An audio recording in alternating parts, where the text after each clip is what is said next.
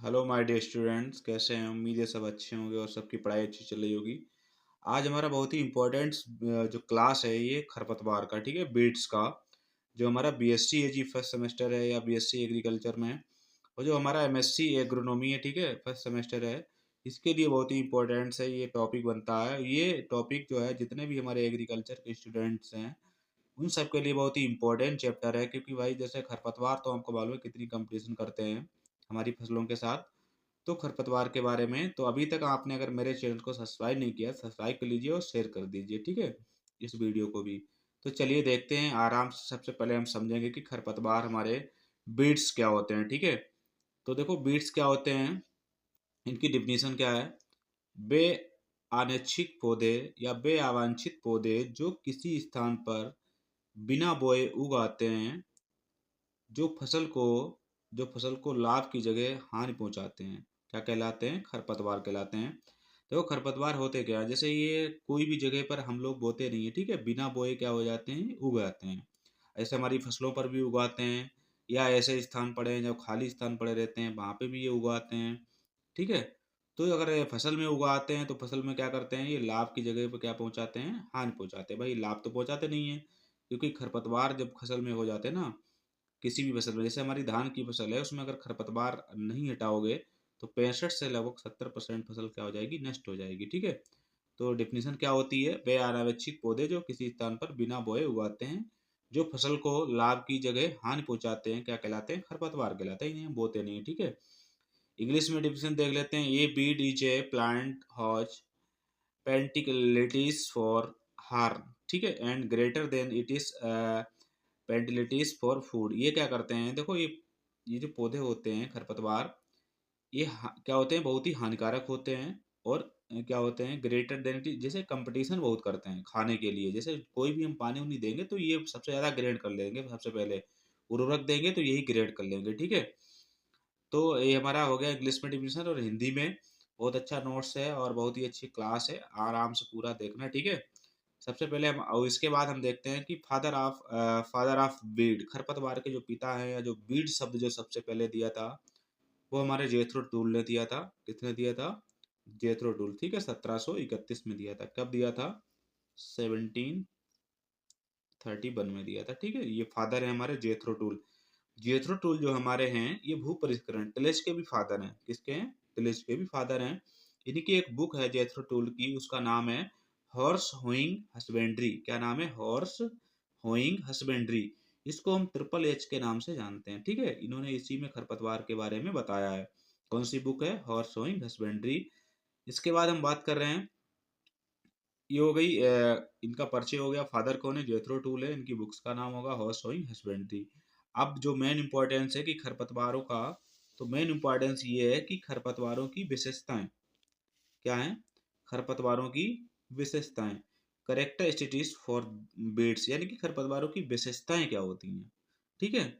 देख लेते हैं भाई। सबसे पहला हमारा पॉइंट है कि बीज उत्पादन अधिक होना। देखो खरपतवार जो होते हैं वो बीज उत्पादन बहुत ही अधिक मात्रा में करते हैं। एक पौधा जो है बीज उत्पादन बहुत ही कर रहा है। जैसे खरपतवार बीज उत्पादन अधिक करते हैं, जैसे जंगली चौलाई जो खरपतवार होता है वो 1,96,000 बीज देता है एक पौधा। एक पौधा जो होता है जंगली चौलाई का, वो 1,96,000 कितने देता है? 1,96,000 बीज देता है एक पौधा, ठीक है। इसके बाद आप देख लो मकोई। मकोई कितना देती है? मकोई जो है 1,75,000 बीज देता है। एक पौधे का काम है, ठीक है, एक अपने जीवन चक्र में एक पौधा कितना देता है? 1,75,000। बथुआ कितना देता है? 72,000 बीज देता है। और हमारा बथुआ क्या है भाई? चीनोपोडियम एल्बम में गेहूं का पाया जाने वाला खरपतवार है ना, गेहूं में। इसके बाद है अमरबेल। अब जैसे अमरबेल क्या करता है, अमरबेल जो है वो कितना देता है? 1,60,000 जो बीज देता है, यानी कि अमरबेल देता है 16,000। 16,000 बीज जो है अमरबेल। अमरबेल हमारा क्या है? पूर्णतना परजीवी खरपतवार है। क्या है? पूर्णतना परजीवी, यानी कि complete parasite, stem parasite Beed कौन है? हमारा अमरबेल है, ठीक है। कौन है? अमरबेल, ठीक। इसके बाद अगला हम देख लेते हैं कि देखो खरपतवारों की क्या होती है, अधिक गहरी जड़ें होना, ठीक है। खरपतवारों की क्या है? अधिक गहरी जड़ें होना। खरपतवारों की अधिक गहरी जड़ें होती हैं। खरपतवारों की अधिक गहरी जड़ें होती हैं, जैसे कांस। कांस आप देखते हो, ठीक है, सैकरम स्पॉन्टेनियम जो होता है कांस, हिरनकुरी है, बायसूरी की जड़ें 4 से 6 मीटर गहराई अंदर, 4 से 6 मीटर गहराई अंदर तक जाती हैं, ठीक है। तो खरपतवारों की क्या होती हैं, गहरी जड़ें होती हैं, तो इसलिए भैया इनके हटाए नहीं हटते हैं, ठीक है। इसके बाद है खरपतवारों के बीजों की जीवन क्षमता अधिक होना।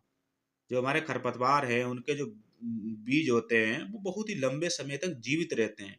जैसे जंगली चौलाई है, हिरनकुरी है के बीज 50 वर्षों तक, आप ये अनुमान लगा सकते हो कि जंगली चौलाई और हिरनकुरी के जो बीज हैं वो 50 वर्षों तक, तथा मोथा है, ठीक है, मोथा जो है सैपरा रोटेंडस जो मोथा है इसके जो बीज है वो 20 वर्षों तक जीवन क्षमता रहती है, यानी कि भैया ये भूमि में पड़े रहेंगे 20 वर्षों तक, अभी 50 वर्षों तक भी पड़े रहेंगे, उसके बाद भी ये जम आएंगे, क्योंकि इनके अंदर ये क्षमता होती खरपतवारों के, तो कैसे हटा पाओगे, ठीक है।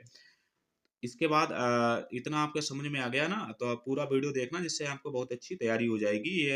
ये जो क्वेश्चन है ये बीएससी एजी में भी आएंगे फर्स्ट सेमेस्टर में, और एमएससी एग्रोनॉमी है उसमें भी आएगा, ठीक है। इसके बाद और देख लेते हैं कि भाई और क्या कंपटीशन ही करते हैं।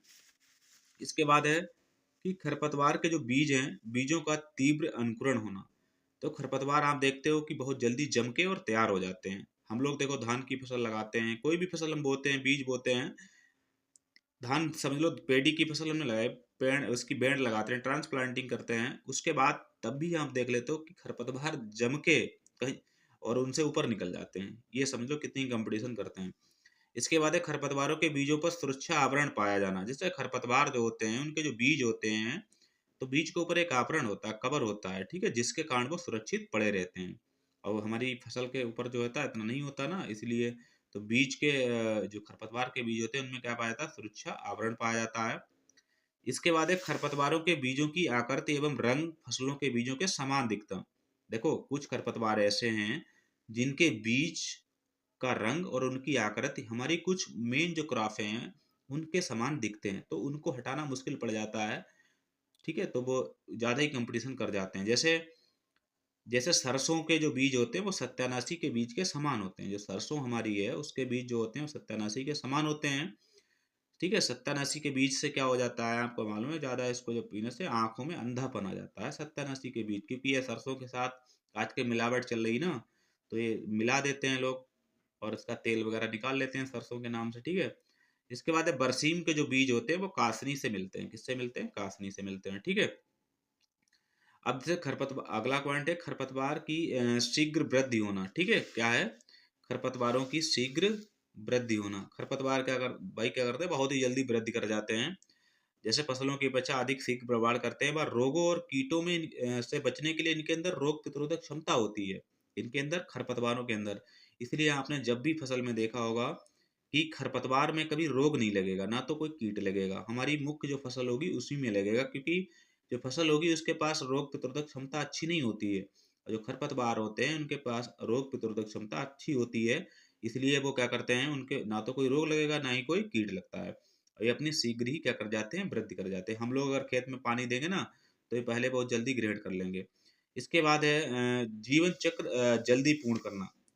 अगला पॉइंट है भाई जीवन चक्र जल्दी पूर्ण करना। खरपतवार क्या करते हैं, इनका जो जीवन चक्र लाइफ साइकिल होता है बहुत ही जल्दी पूर्ण हो जाता है।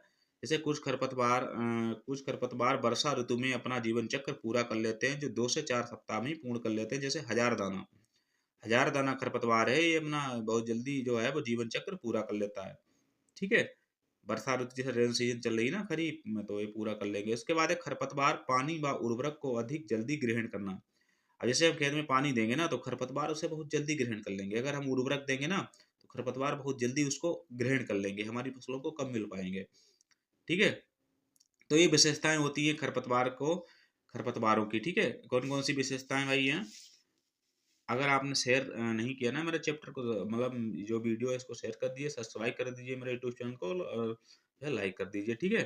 अब देखो विशेषताएं भाई कौन कौन सी हैं, तो आपको हमने क्या क्या बताया कि सबसे पहले बीज उत्पादन अधिक होना खरपतवारों का, अधिक गहरी जड़ें होना, खरपतवारों के बीजों की जीवन क्षमता अधिक होना, ठीक है। उसके बाद क्या बताया हमने, इसके बाद है खरपतवारों के बीजों का तीव्र अंकुरण होना, खरपतवारों के बीजों पर सुरक्षा आवरण पाया जाना। इसके बाद है खरपतवारों के बीजों की आकृति व रंग फसलों के बीजों के समान दिखना। खरपतवार की शीघ्र वृद्धि होना। इसके बाद है जीवन चक्र जल्दी पूर्ण करना। और खरपतवार पानी व उर्वरक को अधिक मात्रा में जल्दी ग्रहण करना। ठीक है, ये खरपतवारों की क्या है हमारी विशेषताएं।